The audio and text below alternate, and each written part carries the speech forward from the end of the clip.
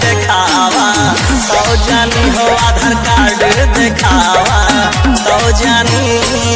Messenger पे न देबू reply, WhatsApp पे नहीं देबू रिप्लाई, खाली फिल्टर हटावा तो जानी, ओरिजिनल दिखावा तो जानी।